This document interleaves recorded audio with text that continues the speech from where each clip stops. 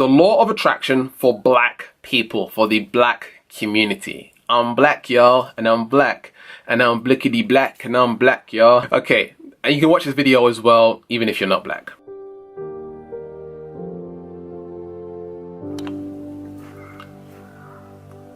Hello my friend, my name is Gavin Stevenson from WakeUpFulfilled.com, and I help people create a business and life that's meaningful. And in this video I'm going to be sharing with the black community how to use the law of attraction. Now I believe the law of attraction is a universal law and it's the same for everyone. However, specific communities, the black community, have specific beliefs around what's possible for them and what they can achieve.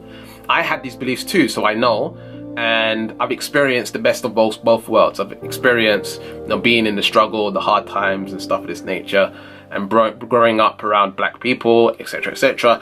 And then I've experienced the other side where, there's a lot of successful people and how they talk and how they speak and their belief systems and stuff of this nature. So, I've been able to transition from that into the a more successful arena, if you know what I mean. Funny thing is, before I start this video, I was contemplating on making this video, law of attraction for black people. For at least the last 3 weeks or so, I've been contemplating, should I make a video on the law of attraction and black people? And the fact that I'm even finding it hard in itself is showing the cultural belief on what I should be sharing on my YouTube channel. It's like I'm holding back from sharing this message because of the conditioning that's been pressed upon me through slavery, racism, etc., etc., etc., etc. So that in itself should show how limited a black person's mind has been conditioned. I'm not saying every black person, but what I'm saying is how conditioning can affect someone on what they speak about, what they're able to talk about, even sharing emotions. I feel like, black people don't really share emotions and communicate with each other like that. So it's really about realizing, how much we have been affected by the past. What I want to do in this video is address some of the belief systems that I experienced through my life so that it could potentially help you. So the first belief system is that it's not possible. So one of the things that my mum installed into me when I was younger is that do your very best. Just do your best. That's all that matters. As long as you do your best, even if you fail doing your best, that's good enough. So throughout my life, I just kept that with me and I just do my best, do my best, do my best. Now, had I been told that I can do anything, I can achieve anything, anything is possible, then I probably would have been a little bit further ahead in regards to my success. Let me give you an analogy or a metaphor for that. Let's say we have a radio. The radio's got 10 channels. When you're told you can only do 4 of the channels out of the 10, right? You're only going to be able to tune into 4 of the channels. However, if you're told you can do anything, now you can tune into all of the channels. And I think the black community have been limited to what they think they can do. Oh, I can only play basketball. I can only play sport. I can only do music. I'm not good enough for anything else. So with that said, it's limited our thinking on what's possible for us. So I used to do music. I used to make music because that's all I thought was possible for me. I have to make music. That's the only way I'm going to get rich. Or I have to be good at sport, play basketball. So that's what I did. I played basketball. So I was limiting myself to what I thought was possible for me. In fact, I didn't even do well in school because I thought, black people didn't do well in school. It's just the belief system that I had at the time. So I think it's important for parents who have kids, if you're black, to teach them that anything is possible. Even if you're not black, you want to teach your kids that anything is possible for you. You can achieve anything. Okay, when you drum that into them, they're going to be able to pursue things and not have that limit in their mind on what's possible for them. Kanye West mentioned this quite a lot. He talks about self-esteem and how his mom taught him that anything is possible. Now, obviously he's going through his stuff right now in life, but the level of success that he's had is huge, right? It's really big. And that's through his conditioning. That's what he's been taught. That's what's been installed. It's given him the self-esteem to go and pursue what he really wants. So what I think a lot of the black community is missing is that self-esteem, that anything's possible, you can do anything. And I feel like if I had that belief in the beginning, I'll be a lot further ahead in life. So the next thing I want to share with you is the idea that you are different. Okay, now I believe black people are different. I believe a lot of other cultures copy us. I actually believe that. I actually saw evidence of this the other day, of, you know, our sort of languaging, our slang and stuff of this nature, other people using it, other cultures using our slang. And it was really interesting. Again, I feel like we created it, and then other people, you know, took it and used it as well. And I feel people model off of us. So when I say thinking that you're different, I think we are different, but I think we're really powerful creators. We're really powerful at creating stuff. The reason I'm bringing up this belief is because I think, for me personally, I had this belief that I was different in a negative way. That my difference, me being different, makes me not able to do what other cultures are able to do, right? And it's almost like this ugly feeling. So to black women, even black men, you're beautiful. Okay, I want you to know you're black and beautiful. And through that, developing, again, going back to the self-esteem that anything is possible for you. Okay, you just have to believe in yourself 100%.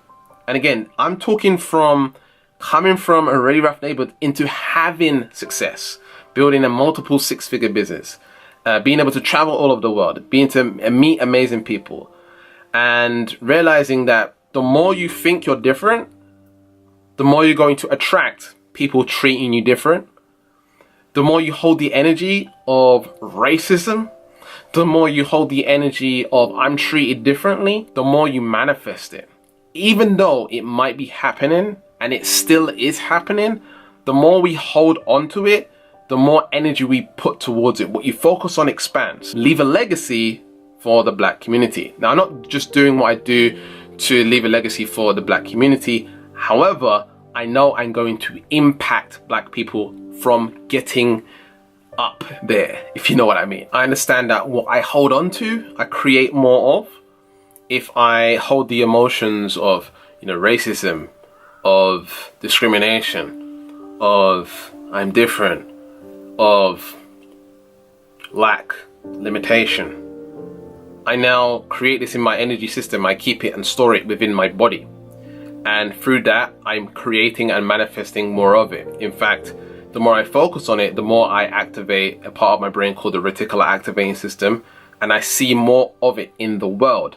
And as I experience more of it in the world, it reinforces the belief system that these things are true. So I tend to do the opposite to that.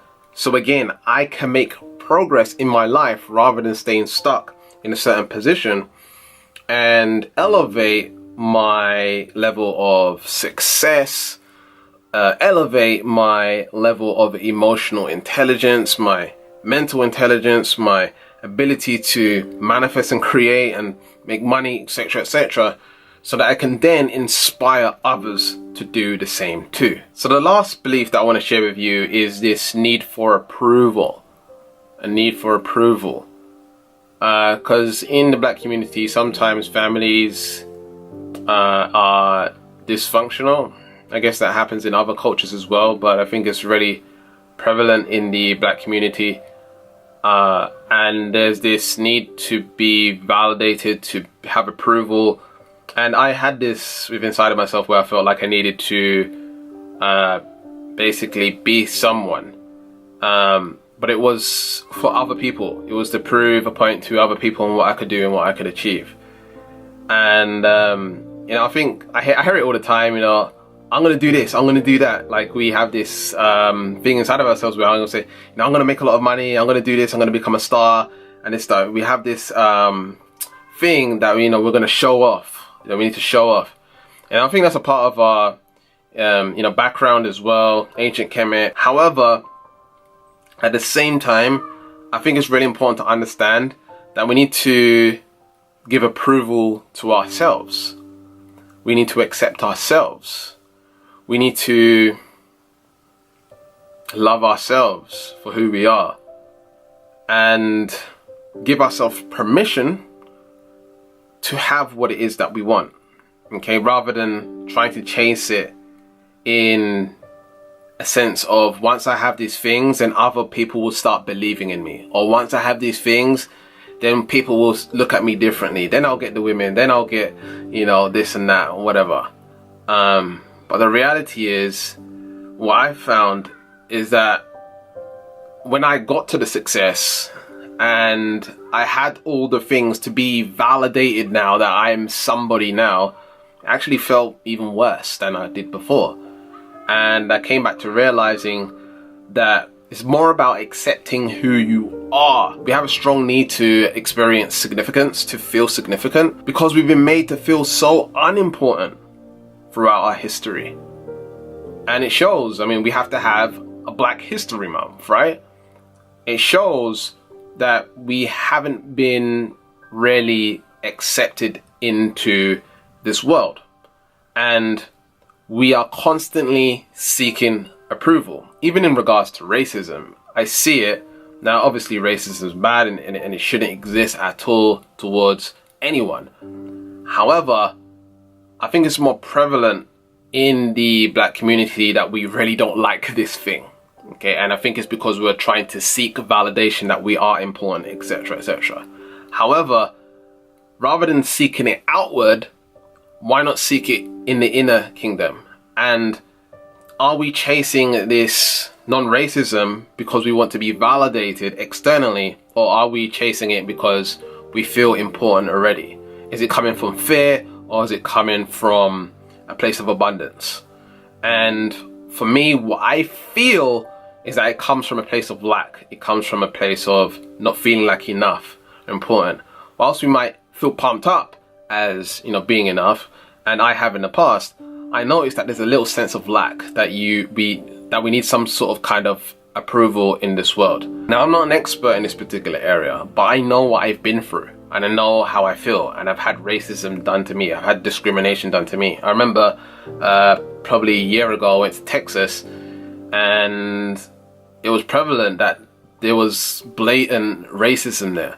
I remember going into the mall, the shopping grocery store, and, you know, just walking past people, and the way how I was walking past a woman and the way she tried to avoid me, like she tried to walk all the way around me. There's loads of space, you know, the way she tried to walk around me and hold onto her bag, it was just like, it made me feel sick.